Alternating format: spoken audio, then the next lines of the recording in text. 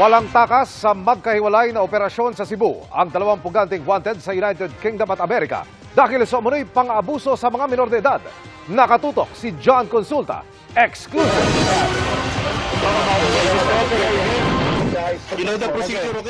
Mabilis na pinalibutan at inaresto ng mga tauhan ng BI Fugitive Search Unit ang UK national na si Derek Gordon Heggie sa bahay na ito sa Cebu City.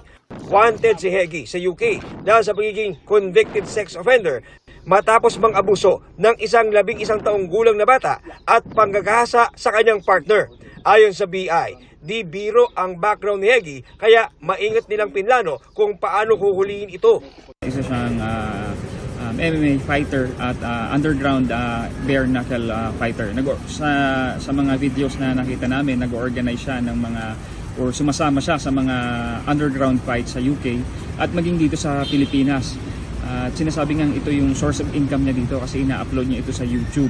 Hindi na nakapalag si Heggie nang arestuin siya ng mga taga Bureau of Immigration.